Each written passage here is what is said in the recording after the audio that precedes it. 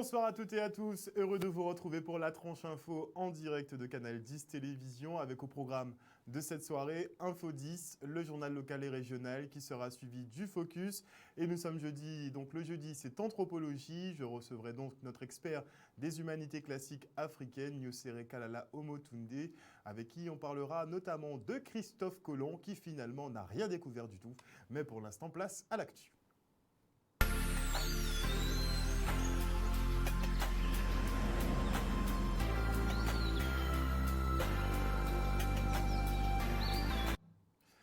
Nous sommes le jeudi 8 octobre 2020 et voici les titres de ce journal.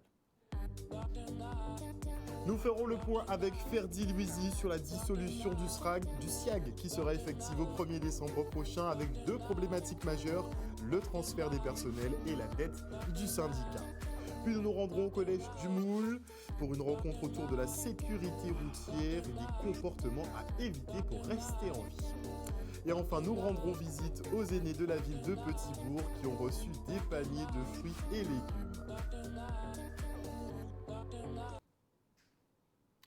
Et comme dirait Little Doll, une artiste qu'on affectionne particulièrement, eh bien ça a déclaré entre le maire du Gosier et le directeur du hall des sports de la ville. Selon le maire, la structure serait mal gérée et il entend retirer la délégation de service public à l'actuel gérant.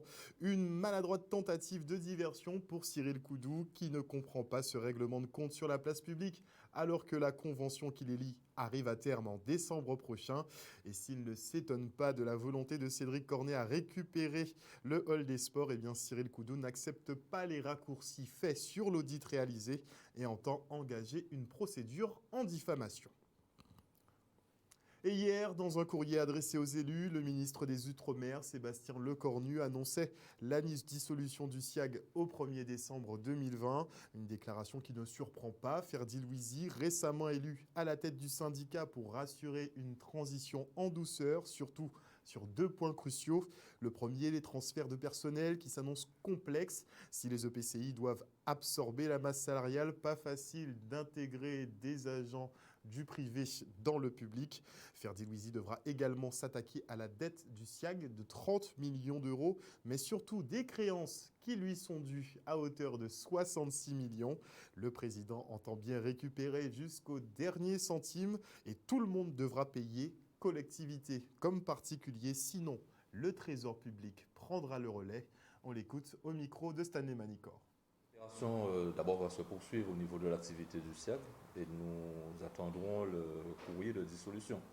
Et quand vous dites que le ministère a pris la main, le ministère n'a pas pris la main du tout sur le fonctionnement du SIAG, puisqu'il y a un conseil syndical, il y a une administration qui continue de fonctionner, en attendant de recevoir le décret qui parle de dissolution du SIAG. Et ensuite, il y aura une phase de liquidation. Mais en attendant, le SIAG fonctionne normalement. Il y a la continuité de service, il n'y a pas de rupture justement du service public, et bien au contraire, il faut que nous veillions à ce que tout se passe le mieux possible et que le fonctionnement du SIAG continue. C'est un transfert qu'il va y avoir de compétences, mais il ne va pas y avoir disparition du service public de l'eau. Les présidents de PCI qui composent le SIAG, à savoir M. Cornet, M. Losbar et M. Bardaille, sont dans un consensus puisqu'ils ont fait l'unanimité. La volonté de l'État, c'est de transférer à la fois les actifs et les passifs du SIAG et d'une manière générale les activités du SIAG sous ces trois EPCI.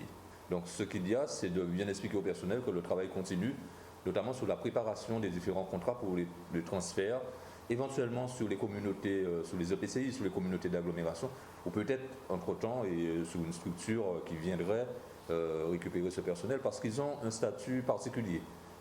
Ils ont un statut de droit privé. Et donc on ne peut pas comme ça intégrer dans des EPCI qui ont un autre statut de droit public. Et donc on fait le travail, les ressources humaines sont mobilisées, les contrats seront revus. Oui, il y a des dettes, en face il y a des créances. Là-dessus, j'ai déjà fait un audit au niveau du SIAG. On a relevé sur le SIAG pour 38 millions, 39 millions de dettes, il y a 66 millions de créances. De toute façon, elles vont rentrer, ces créances-là, et on va les répartir sur les communautés d'agglomération. Prends sur l'exemple de la population, nous avons à peu près 28 millions de dettes.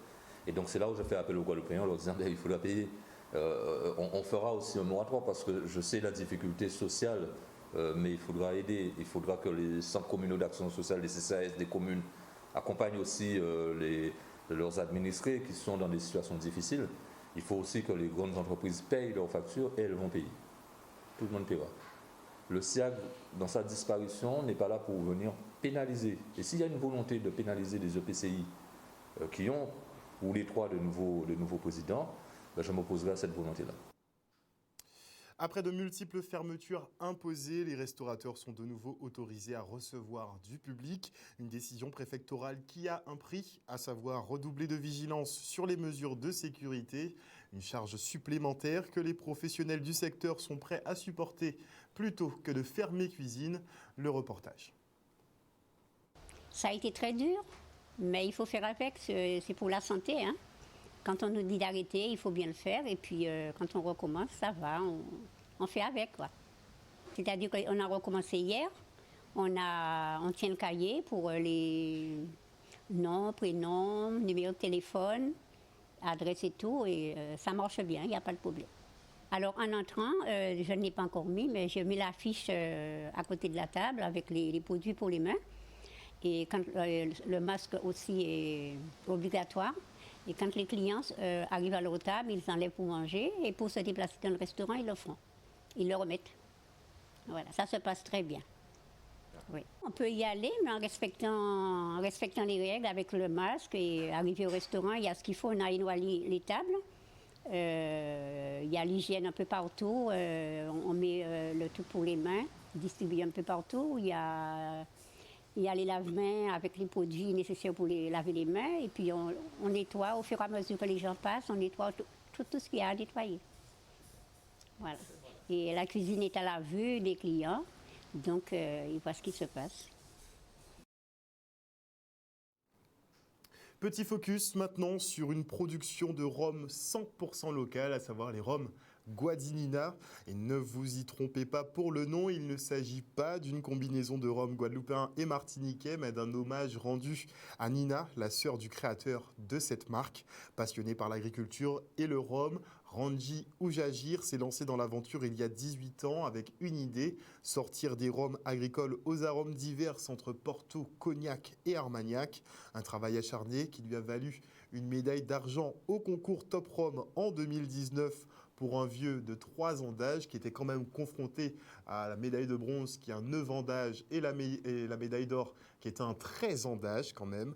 Et cette année, il devient donc propriétaire de la distillerie où il entend maintenir des méthodes de travail ancestrales, découpe de la canne à la main, transport en charrette, vieillissement en pleine mer. Tout est fait pour obtenir des alcools d'exception. Nous l'avons rencontré ce matin. Regardez. On devient propriétaire de la distillerie, propriétaire de l'alambic que cette année en fait. Aujourd'hui, on est en partenariat avec certaines distilleries qui nous faisaient, en fait, où on apportait notre canne, où on faisait vraiment une distillation pour nous. Et aujourd'hui, en fait, le but en fait aujourd'hui, c'est de montrer le côté artisanal, c'est-à-dire qu'on a nos propres cannes, tout se fait à la main. Jusqu'à la mise en bouteille, jusqu'à l'étiquetage en fait. Le but c'est de retourner, c'est ce qui faisait le charme des îles, surtout le charme de la Guadeloupe. Et je vois, plus ça va, plus on est en train de monter des trucs industriels, des unités de production hors normes. Et moi, je veux rester vraiment sur le côté artisanal. C'est déjà une passion. Ça a été une passion en fait depuis tout petit. J'ai un peu baigné dedans. Bon, c'est compliqué de dire baigner dans le rhum, mais en fait, c'est venu en fait de mes grands-parents, côté maternel, côté paternel. Côté maternel, on a en fait mon grand-père qui était souvent en fait à la distillerie, où on a les terres qui touchaient avec la distillerie.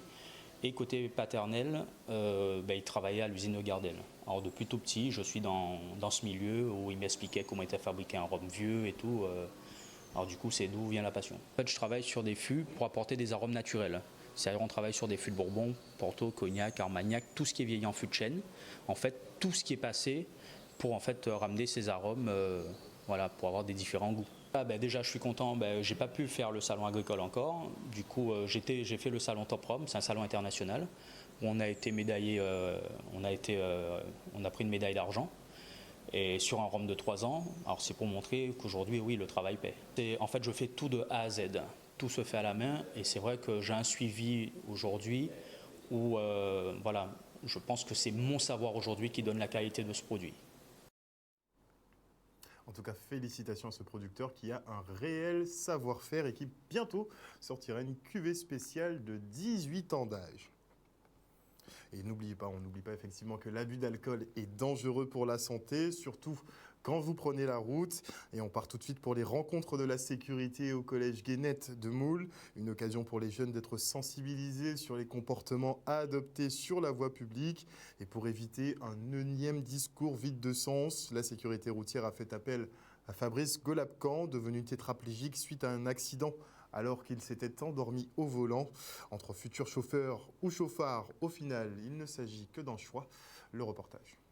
Aujourd'hui, c'est une journée information pour les jeunes d'environ 14 ans qui sont les futurs usagers de la route et qui vont commencer à conduire des scooters, donc leur faire passer le message des risques qu'ils encourent. Les questions de sécurité sont fondamentales. On voit le nombre d'accidents sur les routes en Guadeloupe et il est important que l'on puisse sensibiliser les jeunes très tôt aux conditions de sécurité, en espérant aussi peut-être qu'ils seront prescripteurs vis-à-vis de leurs parents. Et leur faire prendre conscience également dans cette journée d'information que les risques qu'ils prennent, c'est pour eux, mais également pour les autres usagers de la route. C'est eux qui vont donner l'exemple, ce sont nos futurs conducteurs, ce sont nos futurs usagers de la route. Il faut les sensibiliser très tôt pour pas qu'ils fassent les mêmes erreurs que nous avons fait, parce que nous n'avions pas ça avant. Il faut vraiment qu'ils sachent les dangers de la route, sur les addictions, sur le port de la ceinture, sur la vitesse, sur la fatigue. Il faut vraiment qu'ils soient au courant de tout ce qu'il y a comme risque sur la route. C'est quelque chose qu'ils doivent assimiler au plus jeune âge pour l'avoir ancré en eux. C'est pour ça qu'on le fait à cet âge-là. En tant qu'IDSR, oui, je parle de ce qui se passe tous les jours, mais je prends mon cas comme exemple. Je leur donne mon vécu, comment j'ai fait mon accident, parce que moi, je me suis endormi au volant parce que je travaillais, je faisais les 3-8 à l'époque. Je leur dis ce qui est arrivé, j'avais pas mis la ceinture de sécurité, j'avais mis la clim pour m'endormir, donc plein de paramètres qui ont fait que je me suis endormi au volant et qui a fait que je me suis retrouvé en fauteuil aujourd'hui. Il y a évidemment la prévention, donc c'est toute cette information qui est donnée en amont et à travers l'information, c'est aussi expliquer quelle est la répression, c'est-à-dire qu'est-ce qui se passe si effectivement les règles ne sont pas respectées. Et c'est toujours entre les deux, même si chacun préfère évidemment la prévention à la répression. Un reportage signé Maxime Morel.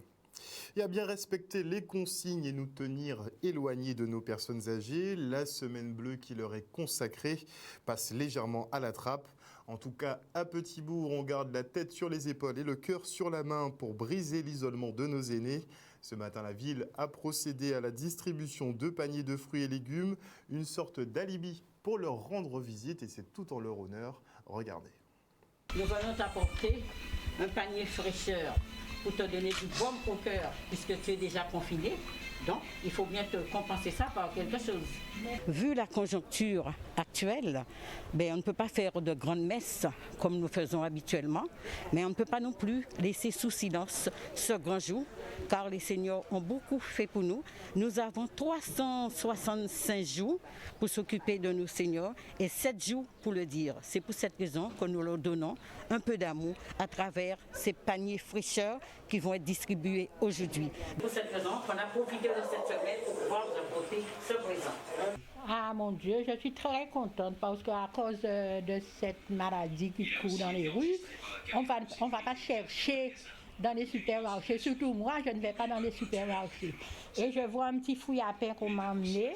Je remercie la ville de Petit-Bourg, Madame Uniment, Madame Raboteur. Je remercie tout ce petit monde. Je vous félicite, je vous remercie.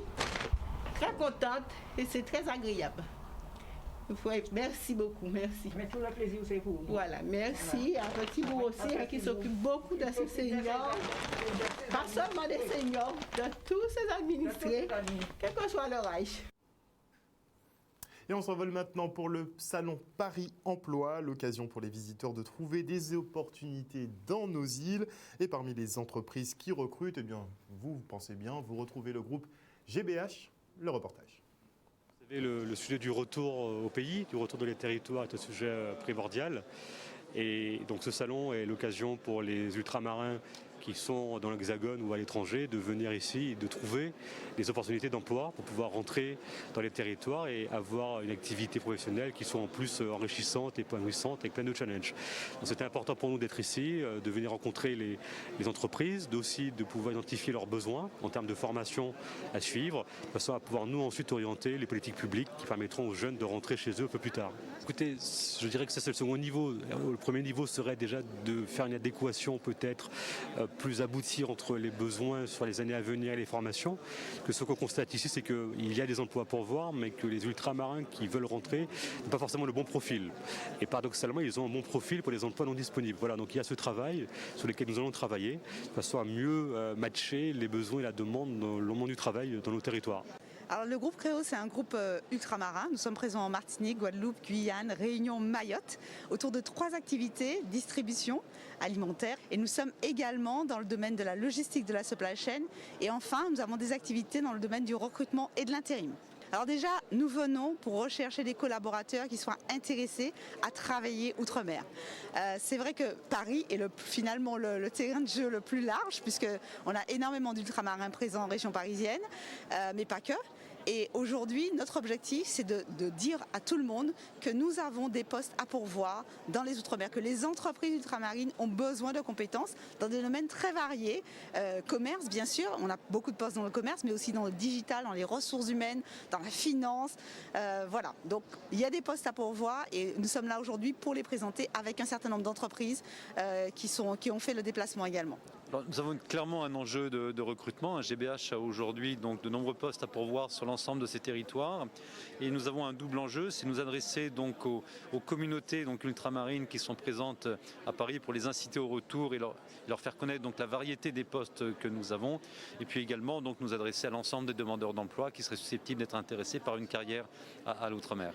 Écoutez, nous avons vraiment un ensemble de postes sur toutes les activités, activités distribution, activités automobiles, fonctions support, activités diverses. Donc vous voyez sur ce panneau par exemple des fonctions vraiment de directeur, sur à la fois des postes d'encadrement et des postes d'exécution, vraiment beaucoup d'opportunités et je pense que chacun y trouvera son compte. Voilà, chers téléspectateurs, nous sommes arrivés au terme de ce journal. Merci pour votre fidélité à ce programme. N'oubliez pas que sur Canal 10 Télévision, vous faites l'information que nous diffusons. Le journal local revient demain à 18h30. Passez une excellente soirée à l'écoute de nos programmes et je vous fais des bisous. Bye.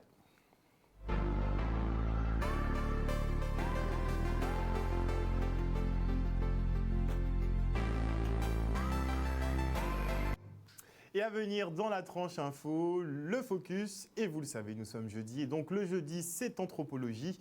Et nous recevons notre expert des humanités classiques africaines, Nusere Kalala Omotunde. On parlera, comme je vous le disais en présentation, on parlera de Christophe Colomb qui n'a rien découvert du tout. On va faire une petite mise à jour à ce niveau-là, que les points soient bien sur les i. Et avant la coupure pub, je dis bonsoir à Odile Zingilet, bonsoir à Marie-Hélène Borès, toujours au rendez-vous, ça me fait vraiment plaisir. Bonsoir à Johanna Bon, bonsoir à Maddy Congré, bonsoir à Maryse Maxo, bonsoir à El Caralillo Valentino Cardona, bonsoir à qui d'autre, bonsoir à Lydie Ratier, bonsoir à René Diaz, bonsoir à Les Réfugiés Poétiques, très souvent connectés également. Et je dis bonsoir à tous les internautes, bonsoir à ceux qui nous regardent derrière leur écran de télévision. On se retrouve juste après la pub.